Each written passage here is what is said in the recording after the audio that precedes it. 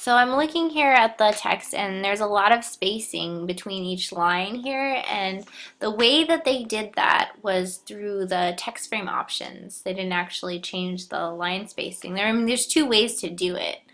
In this case, they wanted to use just the text frame options, and if you guys remember, it's Control B, or you can go to, I think it's type text frame options, is it? No. Object text frame options? Oh boy. Yeah, object, because it's the frame, it's not the text itself, it's the frame, that the box that it's in, which is an object. Or Command or Control B.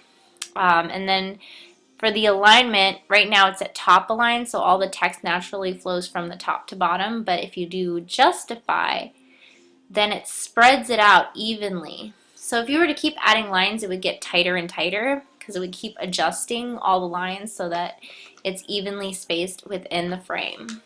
And that's what that means, the justification.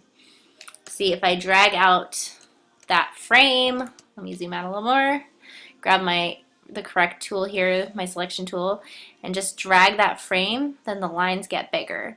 If I make it smaller, the lines get tighter. So it's adjusting to the frame itself. Now what I find interesting is that there's something in the text called a swash. And if you could look at the example, let me zoom in again to the example. The S's here, whoops, now I'm super duper close. I'm just hitting Control or Command minus and plus to zoom in and out, but yeah, there's the S's here look different than the S's here, and that's because it's the same font, but the swash is turned on. Swash is the term used to show this little type of detail on the S. Certain letters have the swash. Oh, here we go. The N in North Broadway really demonstrates a swash. It's just kind of like a brush stroke almost to the letter. It's very ornate and detailed, decorative. So if I go back to my InDesign document, I need to add the swashes so I get that beautiful N on North Broadway. It's perfect for a wedding invitation. So what I'm going to do is make sure, I'm going to grab my type tool, I hit T on my keyboard, and then hit Command A or Control A to select all the text. And then I have to turn on swash, the swashes option. And in order to do so, oh no, you guys can't see it in this frame. Okay, there's a little text frame option, and it's like right beyond the screener projection, but if I click on it off to the right here, it's like right over here, but out of the sight for you guys. And then I pick, I think it's open type and then swash, then it changes. There's my N.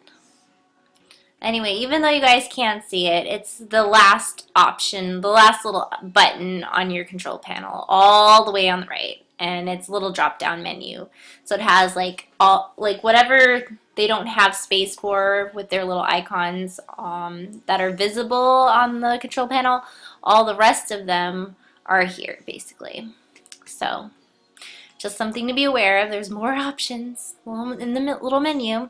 And then last but not least, we're gonna zoom out, let's see, zoom out and go to File, Print. So for example, if you want to print this out, because it's smaller than an 8.5 by 11 and you want it to be centered and then cut it out, you need to show the marks and bleeds. Show the crop marks, because I don't know, it's hard to tell in here unless you could see it a little bit more close up. Wonder if I can, nope, can't zoom in. But if you want to experiment, just try printing it with crop marks and printing it without crop marks. And basically it gives you the little lines that you can take a ruler and align it and then cut it out, so you actually know, because there's no border around this item. Let me cancel this for a minute and show you preview mode. In preview mode, there's no border. It's got just white edge. So when you print this on an 8.5 by 11, the only way you're going to know where to cut it out is if you specify crop marks in the printer dialog box. And there'll be little marks right here and right here to show you, you know, like you can cut from here to here, scroll down, and here to here, and here to here.